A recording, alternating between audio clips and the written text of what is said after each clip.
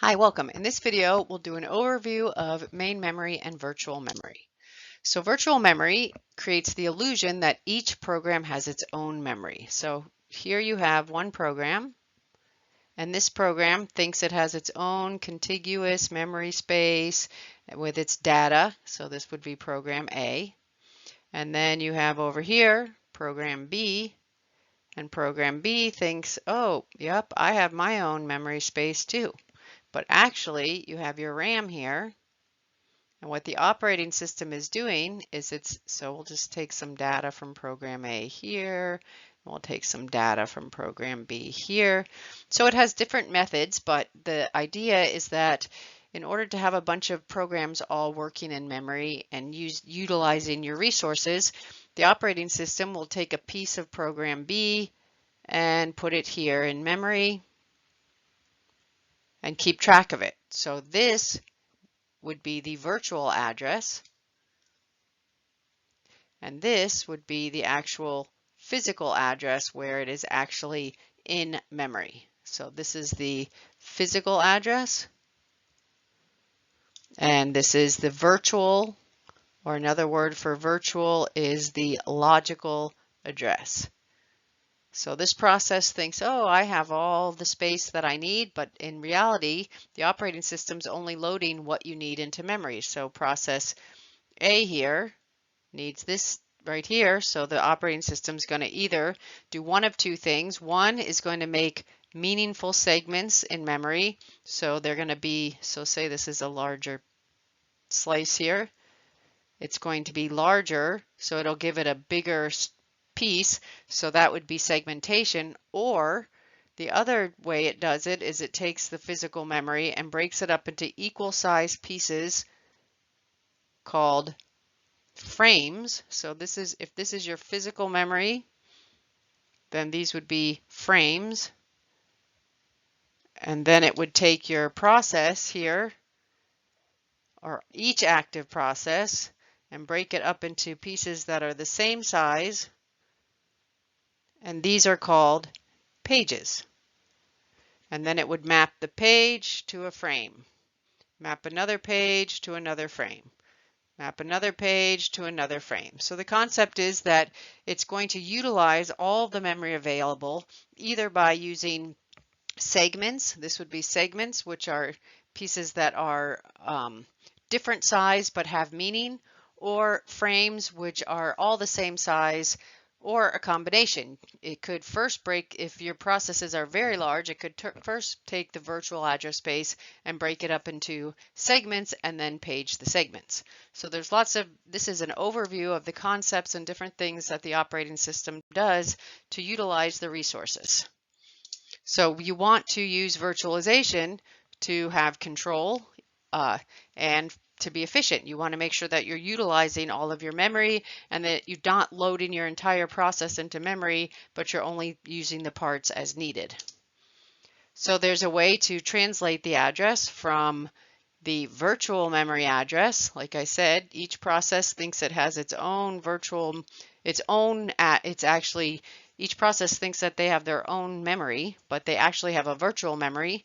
And then each piece, as it's needed, is put into physical memory, and the operating system needs to keep track of all of this. All right, so the first technique is segmentation.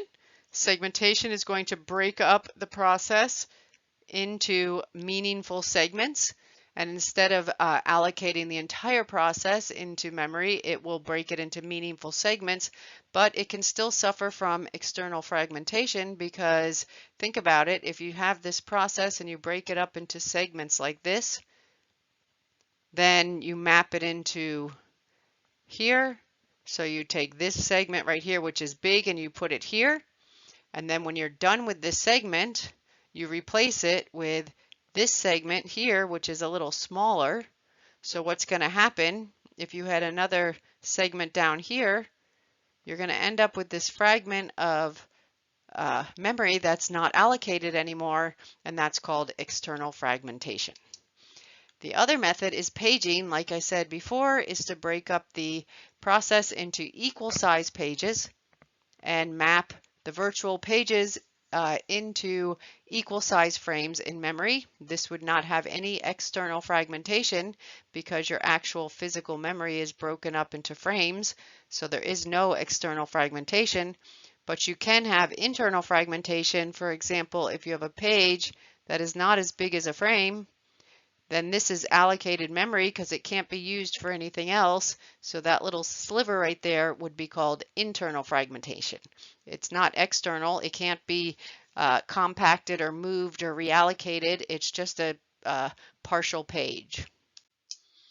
All right, so just overviewing segmentation. A segmentation is a collection of segments. They are logical units that have meaning. So this could be process A is broken up into 5 segments. This has different features of the program. And then those segments are mapped into memory. So they are mapped using a table. The table has a base and a limit. So the base means where it starts. So segment 0 is going to begin at location 1400. And then the limit is 1000. So you just add that. So segment 0 goes from 1400. The size is 1000. So it goes, that's how you read this table. Also segment 4, for example, begins at 1400, which is right here. The size is also 1000, so it goes from 1400 to 4700 to 5700. This is not to scale, obviously, but that's okay. You could still get the idea. So segment 0 and segment 4 should be the same size because they're the same size, but for some reason it's not to scale here. Segment 2 is size 400, so segment 2 begins at 4300 and goes to 4700 because the size is 400. All right, so the units are smaller and they have meaning. It's non-contiguous, so you could see that the segments are not contiguous, means that they would be mapped all in order in memory, but that's not how it works. It's going to find free space to put the segments in. They can, like I said before, they're meaningful. You could put protection on a segment. You could share a segment. Some disadvantages are that you have to use some kind of allocation. So like like we did in the last module, we did some exercises with contiguous memory allocation. Segmentation, you'd have to do the same thing. Best fit, first fit, or worst fit are some of the allocation methods that could be used. And segmentation also suffers from external fragmentation. Paging is the concept. It's non-contiguous. It does not have external fragmentation, but it could have internal fragmentation. It doesn't have variable size of memory chunks. What you do is you take your virtual address space and you break it up into equal size pieces called pages. So this would be process A. Then you have process B, which would also be the same size pages. And then you have your actual physical memory here. And you break your physical memory into pieces that are the same size, and those are called frames. And then you map the pages. So like this page right here could be mapped to this frame right here. This page right here could be mapped to this frame right here. This page here could be mapped to this frame right here. So your operating system, so on demand, just like you do on-demand movies or on-demand when you want something, if you are doing some instructions on this page and then, oops, I need this page. So on demand, you would get this page. Your operating system would locate a free frame. Say this is a free frame right here. So it would map that page into that frame. So what it does is it keeps track. So this is in the virtual address space. This is going to be page 0, page 1, page 2, page 3, page 4, page 5.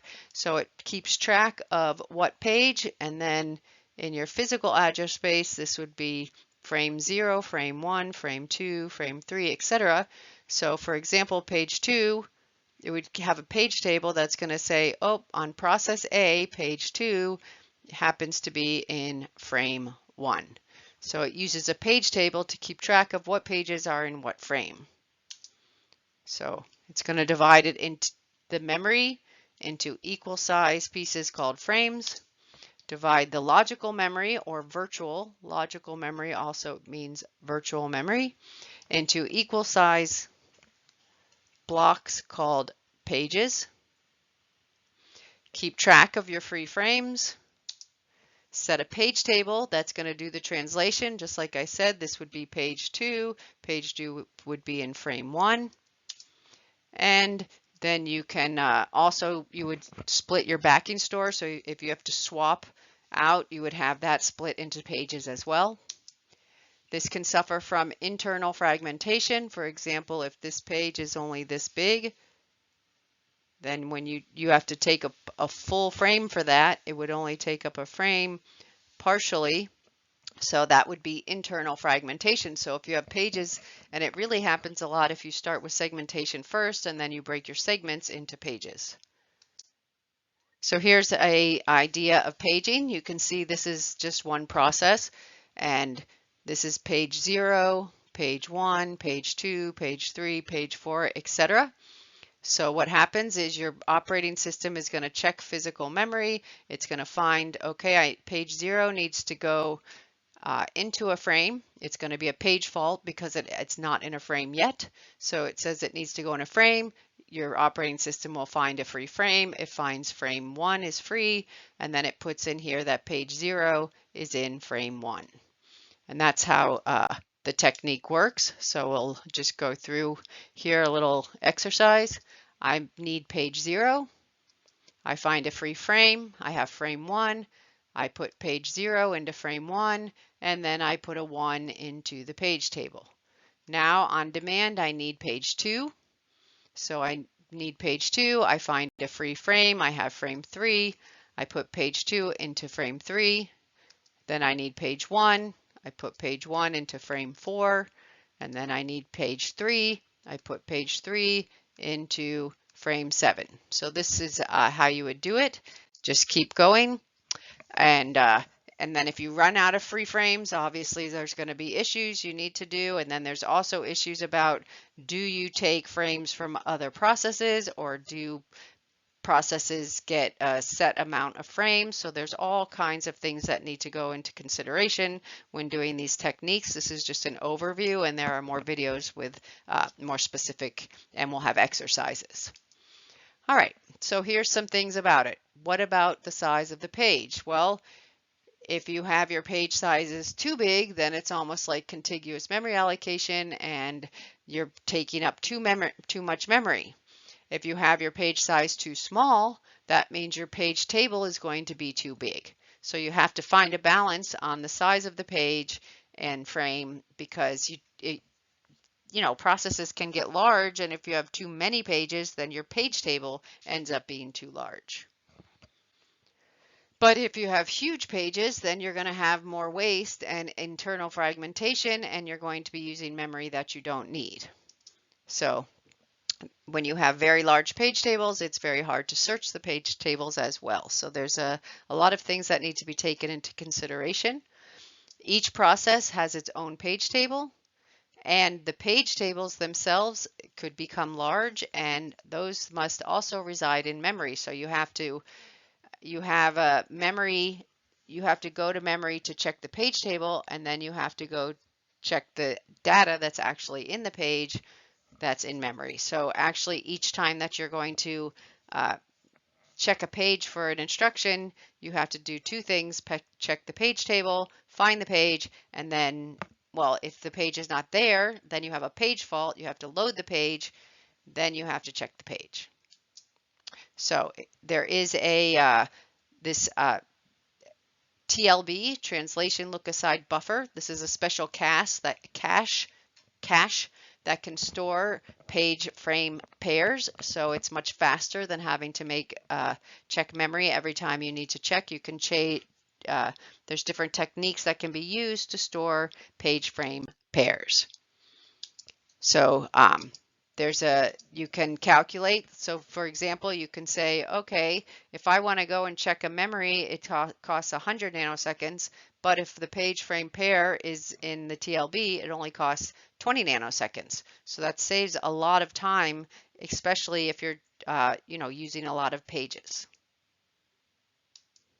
So just to calculate it, if 80% of the time you are getting a page in the TLB, then the reason that we're multiplying by 120 is because it's 20 seconds to check the TLB and 100 seconds to check the to access memory. And 20% of the time you have a TLB miss, meaning that 20% of the time you're not making it. Why is it 220? Well, because you check the TLB for 20 seconds, you don't have it there. Then you check memory to get the page frame pair, and then you do your actual memory reference.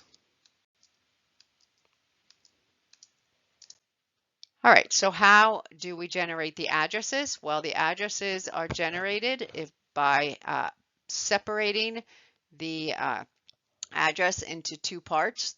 So depending on how many pages you have and how many frames you have, this side is going to be the page number. So this is going to be the number of pages.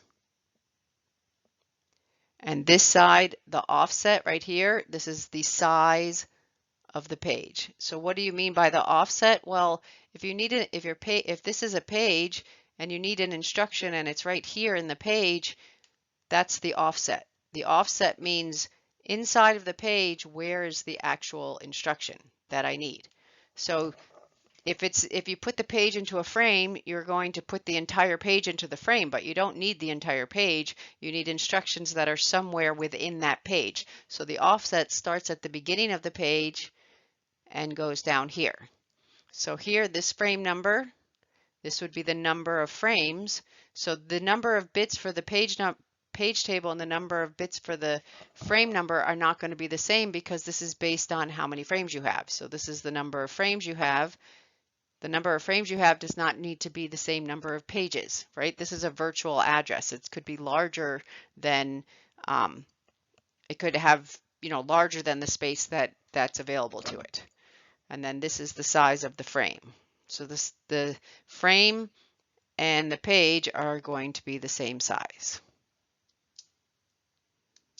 All right, so that's what this says. So here's an example. So these pages are small, but you can still get the same idea. So the size of these pages are 4 bytes. So the offset would be inside of this page right here. So this is my first instruction A, then B, then C, then D. So this is page 0. This is page 1. This is page 2. And this is page 3. So these are my pages. And you can see this is page 0, page 1, page 2, page 3. So to generate an address, so say we want to generate the address of letter K. So letter K is in page 1. So letter K is in page 1, which is in frame 6, 0, 1, 2, 3, 4, 5, 6. So you can see that the physical address is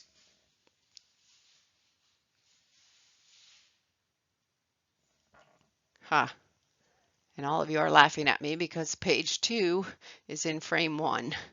Okay, so the letter K is on page 2 and it's in frame 1. So I'm not restarting the video, I'm just correcting myself.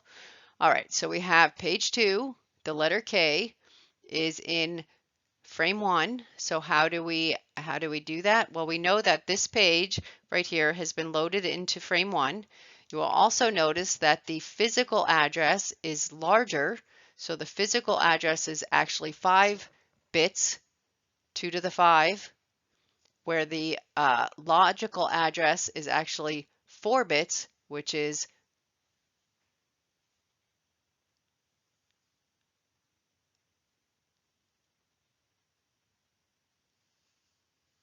for the address is going to be 4 bits. So the offset is going to be at location 10 within the page because it's the letter K, right? So if you want to do the logical address of letter K is going to be 10, that's the page number, page 2, 10, that's the offset within the page. The physical address of letter K is going to be 001, that means frame 1, and the offset is going to be 10, right? Because it's the same offset. So let's do another letter. Let's do the address of the letter E. So we look at this. E is in page 1, which means that E is going to be in frame 6. So the logical address of letter E is going to be page 1, offset of 00, and the physical address of letter E is going to be in page 6, offset of 00. Okay, so this is how it's done. Obviously, this is very small, and this is just an exercise to show you, but how you don't have to have the same number of pages and the same number of frames, and how you can how it gets translated. Just remember that the offset is the right side, and the page number or frame number is the left side. So that's the logical address for K, and that's the physical address for K. All right, so some other things that could be in a page table. So the page table doesn't just have to have the frame number. Of course, it needs the frame number, but some other things that could be in there. You could have a valid bit. So just say, for example, that the page was in this. So if you have your page table and you have your page frame pairs, and say you said page 0 is in frame 6, and it's valid, but maybe later page 1 is in 6 because it got replaced. So now this hasn't been updated in the page table. So you could say, okay, now it's not valid anymore because now I put page 1 into frame 6. So you could have a bit to indicate whether or not it's actually valid, and it's actually the one that's in there. So that's it just takes one bit to say whether it's valid or not. You could also have a bit to indicate whether or not it has been, and I'm just using I and V instead of 1 and 0 just to make it very obvious.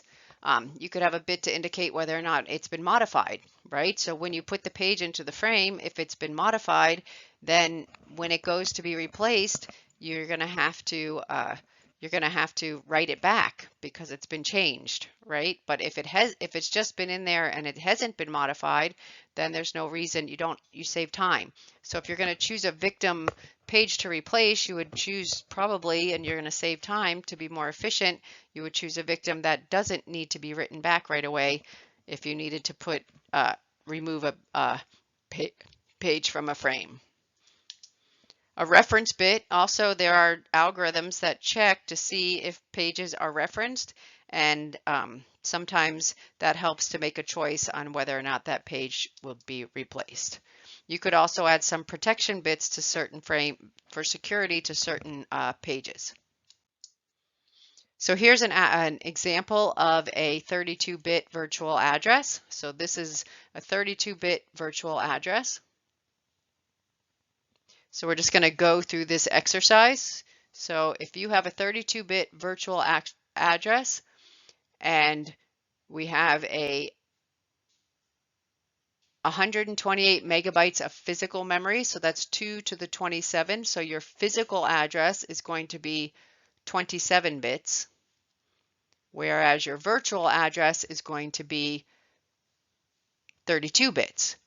The size of your page is 4 kilobytes, or 2 to the 12. So if you count over here, this right here, 4812, this is the offset within the page. This would be the offset because this is the size of the page. And this says, so you look at this is my virtual address, and I can figure out what is the page number here, right? So the page number is going to be page number 5, right? So if you take a look at this, you can see that this is page number 5. You say 024, so that's a 4, and that's a 1. You add that up, that's page 5, and this is the offset. So we can check if it's valid. Yes, it's valid, and it's in frame number 2. So if we wanted to generate the physical address, you would do the same offset.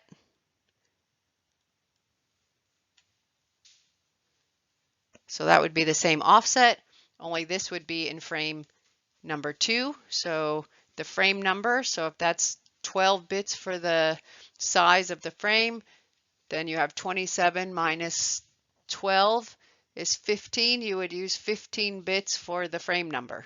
So the frame number would be 2, so you'd have 2, and then you'd have to add the bits up here to equal 4, 8, 12, 15. Right, so I think I have it much neater here. You can break this, you have 12 bits for the offset, 12 bits for the offset, 20 bits for your virtual address, 15 bits for your physical address. So I'm going to erase this because even though I did it, I think I animated it. It's a little neater. So you have 2 to the 15 frames, 12 bits for your offset, 20 bits for your physical address. Then it's in 5. So here you can see we just did the same thing. This is the offset. So that's the size of the page in the frame. And this is going to be the frame number 2.